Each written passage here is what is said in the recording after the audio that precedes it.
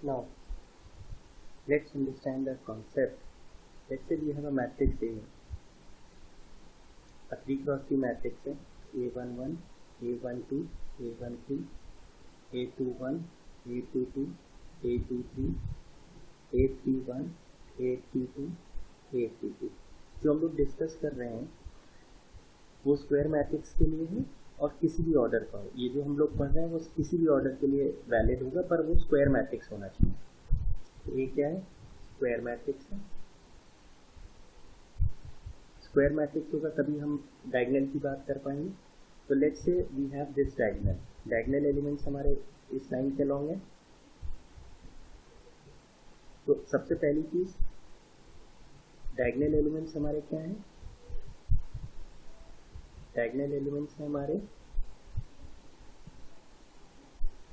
A11, A22, A32।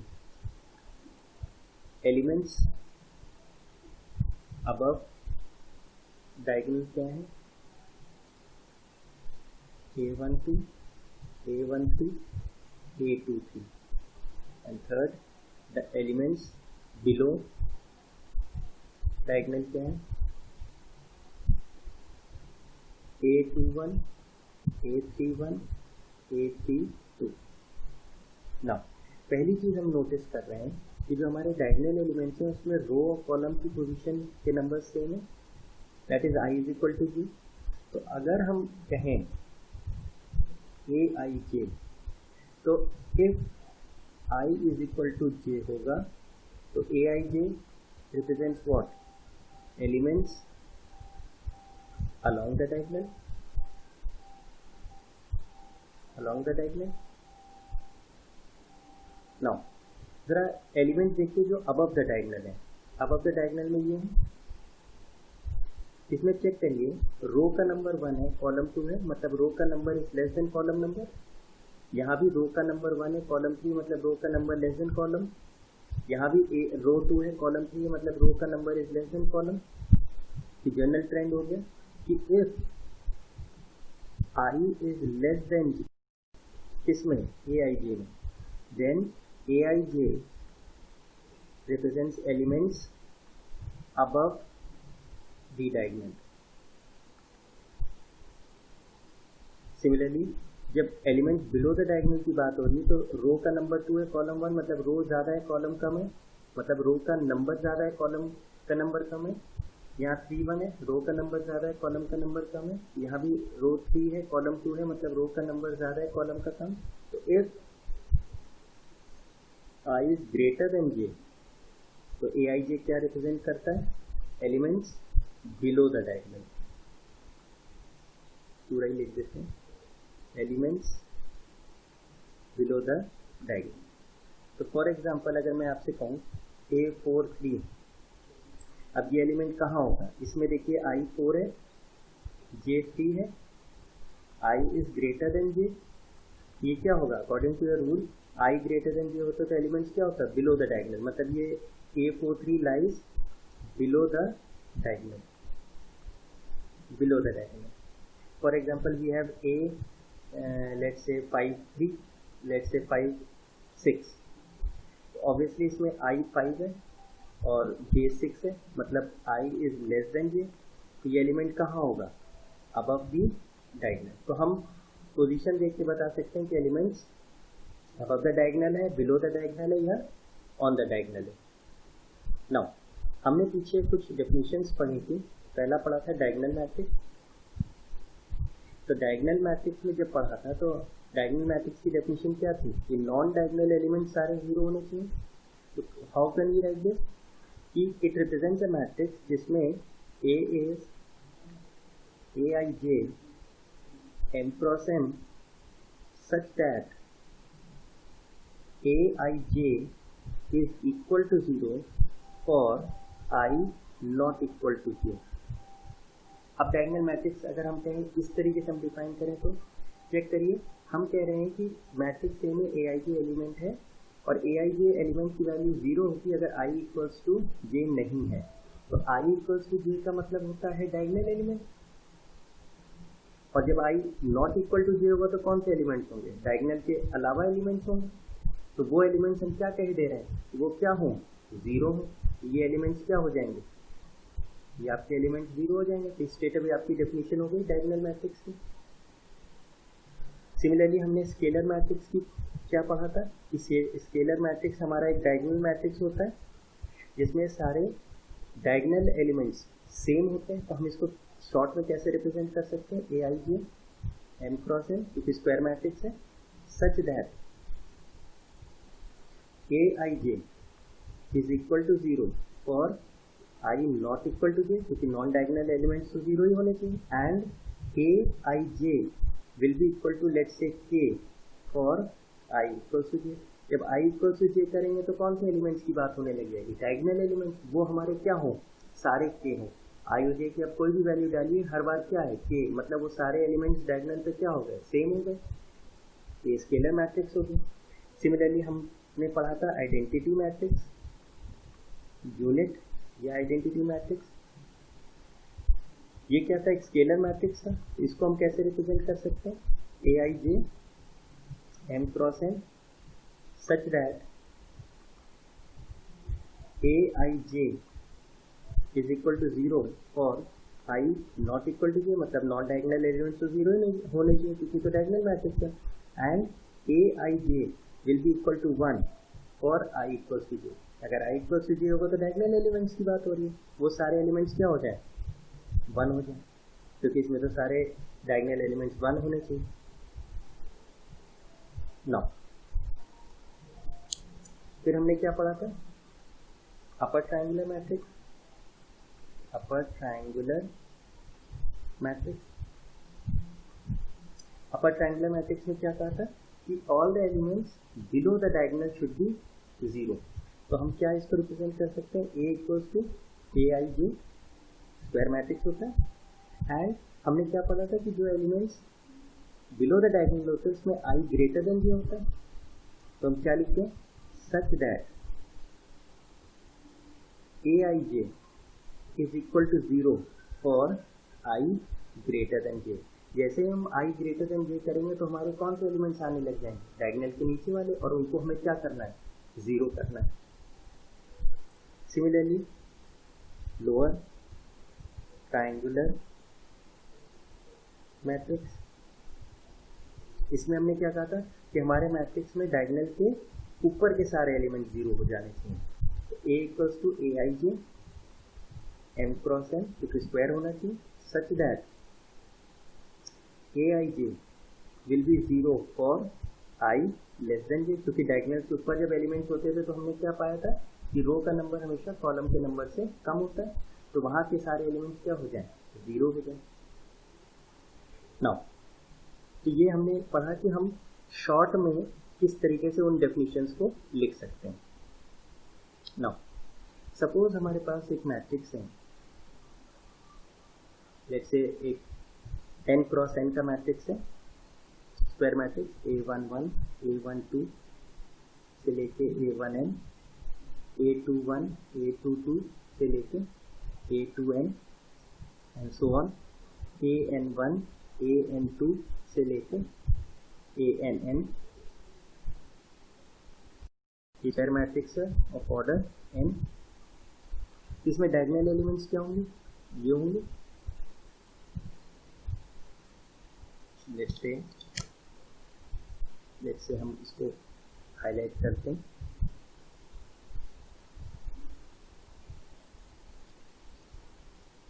ये हमारे diagonal elements हैं। तो सबसे पहला चीज, we want to know the number of diagonal elements, मतलब हमारे डायगोनल एलिमेंट्स कितने हैं, नंबर ऑफ डायगोनल एलिमेंट्स। तो नंबर ऑफ डायगोनल एलिमेंट्स कितने हैं हमारे, हर रो में एक है, फर्स्ट रो में एक है, सेकेंड रो में एक है, थर्ड रो में एक है, फोर्थ रो में एक है, या हम कह सकते हैं हर कॉलम में एक एक है, और हमारे रोज और कॉलम तो सेम है। तो अगर n रोज हैं तो फिर n डायगोनल एलिमेंट्स होंगे। तो नंबर ऑफ डायगोनल एलिमेंट्स कितने होंगे, n। अब अगर 3 क्रॉस 3 का मैट्रिक्स है तो कितने डायगोनल एलिमेंट्स होंगे, 3। अगर 2 क्रॉस 2 का है तो कितने डायगोनल एलिमेंट्स होंगे, 2। Number of non diagonal elements कितने होंगे, डायगोनल को छोड़ के कितने एलिमेंट्स होंगे, तो आपका जवाब क्या होगा कि टोटल एलिमेंट्स में से डायगोनल एलिमेंट्स हटा दिए जाए। सबसे पहले हम क्या लिखें, टोटल नंबर ऑफ एलिमेंट्स कितने होंगे, वो तो हम लोग ने पहले ही कहा था m into n, where m is the number of rows, n is the number of columns, लेकिन यहाँ m और n तो बराबर है, तो टोटल नंबर ऑफ एलिमेंट्स कितने हो गए n into n, n square. तो अब हम जवाब दे सकते हैं number of non diagonal elements कितने होंगे, n स्क्वायर टोटल है, उसमें से डायगोनल एलिमेंट्स n घटा दें। नाउ अब हम बात करें number of elements above the diagonal, diagonal के ऊपर कितने होंगे, तो ये तो हमको पता है कि सिमेट्रिक है, तो जितने डायगोनल के ऊपर होंगे उतने ही डायगोनल के नीचे होंगे, तो हमारा आंसर क्या हो जाएगा, इतने हैं हमारे non diagonal, n square minus n, तो बाय 2, आधे ऊपर होंगे आधे नीचे, तो we can also write number of elements below और above the diagonal are n square minus n।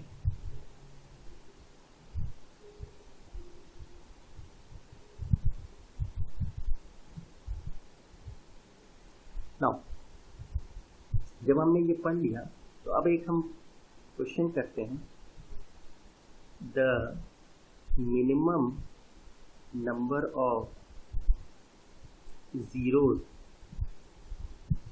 in a diagonal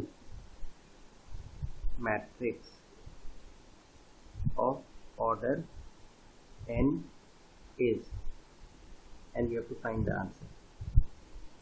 कि अगर हमारे पास एक डायगोनल मैट्रिक्स है तो उसमें मिनिमम जीरोस कितने होंगे। ना डायगोनल मैट्रिक्स, अच्छा इसका ऑर्डर है, तो लेट से पहले हम बात करते हैं 3x3 मैट्रिक्स की। तो अगर डायगोनल मैट्रिक्स है तो A B C, diagonal matrix की क्या प्रॉपर्टी थी कि डायगोनल एलिमेंट्स को, डायगोनल के अलोंग एलिमेंट्स को छोड़ के बाकी सारे एलिमेंट जीरो हैं। इसका मतलब ये हुआ कि जैसे भी हमने ऊपर भी बात करी कि हमारे डायगोनल एलिमेंट्स n होते हैं, अगर nth ऑर्डर का है मैट्रिक्स, तो नॉन डायगोनल एलिमेंट्स कितने होंगे, नॉन डायगोनल एलिमेंट्स कितने होंगे, n स्क्वायर माइनस n। तो इतने तो जीरो हमको हर हालत में चाहिए अगर nth ऑर्डर का मैट्रिक्स है। अगर यहाँ थर्ड ऑर्डर का है तो टोटल एलिमेंट्स कितने होंगे, 3 इंटू 3 9, उसमें से डायगोनल एलिमेंट्स कितने होंगे 3, माइनस करते हैं तो कितने हुए, नॉन डायगोनल एलिमेंट्स 6 हुए। वो हम इस फॉर्मूले से भी चेक कर सकते हैं, n स्क्वायर माइनस n में 3 रखते हैं तो क्या होगा 3 square minus 3 which is what 6। तो इतने मुझे हम चाहिए। अच्छा मैंने ये कहा था कि डायगोनल एलिमेंट्स के बारे में मैं कुछ नहीं कह सकता, वो जीरो हो तो भी ठीक है, जीरो ना हो तो भी ठीक है। तो ये भी हो सकता है कि वो तीनों जीरो हो जाए, हो सकता है 2 जीरो हो सकता है एक कोई एलिमेंट जीरो, हो सकता है एक कोई एलिमेंट जीरो ना हो, लेकिन उससे मुझे डायगोनल एलिमेंट पे तो कोई फर्क पड़ नहीं, डायगोनल मैट्रिक्स पे तो फर्क पड़ नहीं रहा। मेरे को तो ये फर्क पड़ रहा है कि डायगोनल के ऊपर और डायगोनल के नीचे हर हालत में सारे एलिमेंट जीरो, तो वो सुनिश्चित करने के लिए तो हम नॉन डायगोनल एलिमेंट्स को जीरो कर दें। और नॉन डायगोनल एलिमेंट्स कितने हैं, n स्क्वायर माइनस n, तो कम से कम इतने एलिमेंट्स तो जीरो होने ही चाहिए। तो हमारा आंसर इसका क्या हो गया, the minimum number of zeros in diagonal element क्या हो जाएगा, n स्क्वायर माइनस n।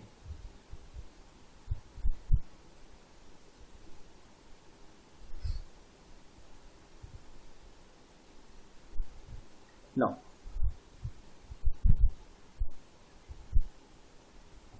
एक सेकेंड क्वेश्चन करते हैं, नंबर ऑफ और rather maximum number of distinct elements in a diagonal matrix. इसका जवाब क्या होगा, इसका क्या होगा, maximum number of distinct elements in diagonal matrix of let's say order n, of order n।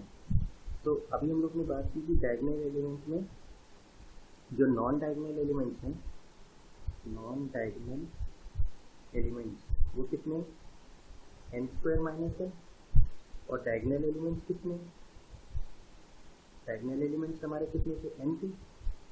अच्छा जो नॉन डायगोनल एलिमेंट्स हैं, नॉन डायगोनल एलिमेंट्स तो एक ही तरीके से हम फिल कर सकते हैं, वो तो जीरो जीरो ही सब भरना है। अब जो डायगोनल एलिमेंट्स हैं वो n होंगे, तो n होंगे तो वो हो सकता है सारे के सारे n जो प्लेसेस हैं वो सारे डिफरेंट हो, तो n डिस्टिंक्ट एलिमेंट्स हो सकते हैं, प्लस एक हमको 0 भरना है, तो total number of distinct elements कितने हो गए n प्लस 1। फॉर एग्जाम्पल जैसे हम एक 3x3 से समझें, A B C 0 0 0 0 0 0। अब ये वाली 3 पोजीशंस और ये 3 पोजीशंस तो 0 ही से भर सकते हैं, यानी एक ही तरीके से भर सकते हैं। There is one way of filling these position. अब ए बी सी को हम कितने तरीके से भर सकते हैं?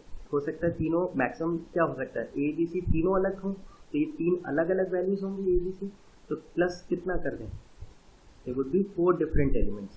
0 हो गया एक एलिमेंट, एक ए अलग हो गया, एक बी अलग हो जाए, एक सी अलग हो जाए, तो मैक्सिमम जो डिस्टिंक्ट एलिमेंट्स हो सकते हैं वो क्या होंगे। और यहाँ पे ये 3x3 का मैट्रिक्स है, तो यहाँ जो हमने ये 3 लिखा है वो किस वजह से आया, ये 3 एलिमेंट्स की वजह से, डायगोनल एलिमेंट्स की वजह से। तो अगर nth ऑर्डर का मैट्रिक्स होगा तो क्या होगा, यहाँ n होगा, तो हमारा आंसर इस केस में क्या हो जाएगा, अगर nth ऑर्डर का मैट्रिक्स है तो maximum number of distinct elements in a diagonal matrix of nth order, तो आंसर क्या हो जाएगा, n प्लस 1 हो जाएगा। इसी तरीके से लेट्स से हम एक क्वेश्चन करते हैं, minimum number of zeros in upper triangular matrix और lower triangular matrix is, order इसका n है, तो जाहिर सी बात है जो अपर ट्रायंगुलर मैट्रिक्स में क्या होता था, एलिमेंट्स, अपर ट्रायंगुलर मैट्रिक्स में एलिमेंट्स बिलो द डायगोनल 0 होते थे, तो एलिमेंट्स बिलो द डायगोनल कितने होते हैं, n² - n/2। तो जितने भी एलिमेंट्स हैं जो हमारा डायगोनल है उसके नीचे जितने एलिमेंट्स हैं वो तो कम से कम 0 होने ही चाहिए अपर ट्रायंगुलर मैट्रिक्स में, वो हैं कितने, अगर nth ऑर्डर का है n² - n, तो एटलीस्ट या मिनिमम इतने जीरोस तो होने ही चाहिए। बाकी यहाँ पे आप ऊपर और डायगोनल में 0 हो उससे तो हमें कोई मतलब नहीं, हमें तो मेन इंश्योर ये करना है कि डायगोनल के नीचे सारे एलिमेंट 0। तो इसका आंसर क्या हो जाएगा, मिनिमम नंबर ऑफ जीरोस क्या हो जाए below the diagonal, that means upper triangular matrix क्या हो जाए n² - n/2। और the same logic will be for lower triangular, इसमें क्या होगा, डायगोनल के ऊपर के सारे एलिमेंट 0 हो जाए, but number of elements above और बिलो द डायगोनल तो n² - n/2 ही रहते हैं, तो मिनिमम इतनी जगहों पे तो 0 होना ही चाहिए। यहाँ पे 0 होता है उससे हमें मतलब नहीं है, लेकिन मिनिमम तो ये होना चाहिए। तो दोनों केस में आंसर क्या हो जाएगा, n² - n/2।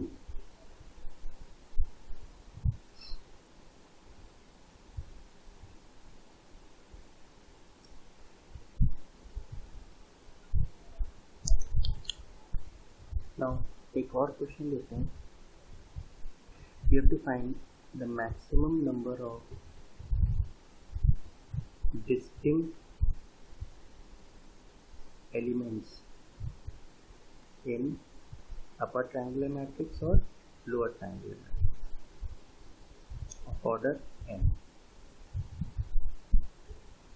अब हमको पता है कि नंबर ऑफ एलिमेंट्स अबव या बिलो डायगोनल क्या होते हैं, n² - n/2। Number of elements along the diagonal क्या होते हैं, अलोंग द डायगोनल वो तो n होते हैं। अब लेट्स से हम अपर ट्रायंगुलर मैट्रिक्स की बात करें UTM, इसमें क्या होता है, ये हमारा डायगोनल है, तो all the elements below the diagonal वो तो 0 ही होते हैं, यहाँ पे तो सब 0 ही आएंगे।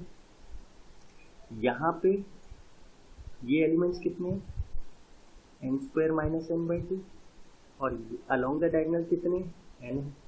अब मैं कहूँ कि कितने